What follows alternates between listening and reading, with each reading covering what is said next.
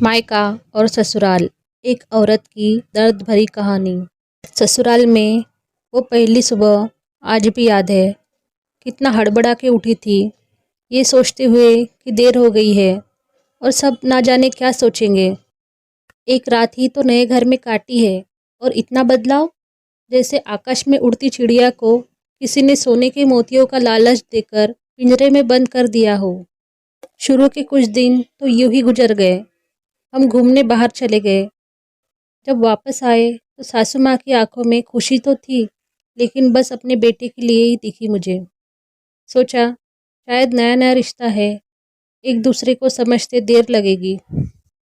लेकिन समय ने जल्दी ही एहसास करा दिया कि मैं यहाँ बहू हूँ, जैसे चाहूँ वैसे नहीं रह सकती।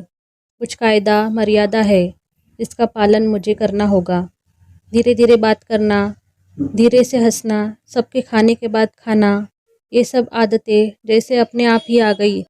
घर में माँ से भी कभी कभी ही बात होती थी। धीरे धीरे पीहर की याद सताने लगी।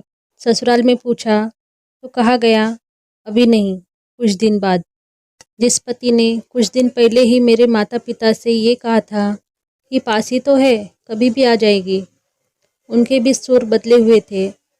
अब धीरे धीरे समझ आ रहा था कि शादी कोई खेल नहीं, इसमें सिर्फ घर नहीं बदलता, बल्कि आपका पूरा जीवन ही बदल जाता है। आप कभी भी उठ के अपने पीहर नहीं जा सकते, यहाँ तक कि कभी याद आए तो आपके पीहर वाले भी बिन पूछे नहीं आ सकते। पीहर का वो अल्हड़पन, वो बेबाक हंसना, वो झूठे मुंह रसोई में कुछ भी छू लेना, जब मन चाहे तब उठना, सोना, नहाना, सब बस अब यादें ही रह जाती है। अब मुझे समझ आने लगा था कि क्यों विदाई के समय सब मुझे गले लगाकर रो रहे थे। असल में मुझसे दूर होने का एहसास तो उन्हें हो ही रहा था, लेकिन एक और बात थी जो उन्हें अंदर ही अंदर परेशान कर रही थी कि जिस सच से उन्हें मुझे इतने साल दूर रखा, अब वो मेरे सामने आ ही जाएगा।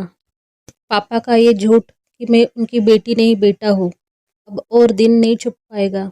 उनकी सबसे बड़ी चिंता ये थी, अब उनका ये बेटा, जिसे कभी बेटी होने का एहसास ही नहीं कराया था, जीवन के इतने बड़े सच को कैसे स्वीकार करेगा।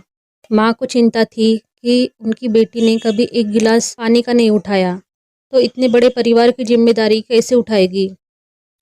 सब इस विदाई और मेरे पराये होने का मर्म जानते थे, सिवाय मेरे। इसलिए सब ऐसे रो रहे थे जैसे मैं डोली में नहीं, अर्थी में जा रही हूँ। आज मुझे समझ आया कि उनका रोना गलत नहीं था। हमारे समाज का नियम ही ये है, एक बार बेटी डोली में विदा हुई तो फिर वो बस मेहमान ही होती है घर की। फिर कोई चाहे कितना ही क्यों ना कह ले कि ये घर आज भी उसका है।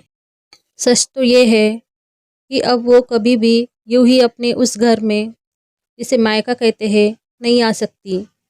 हजारों समस्याओं और परेशानी आने पर भी उसी को हल करना है, हंसते हुए, गम छुपाते हुए।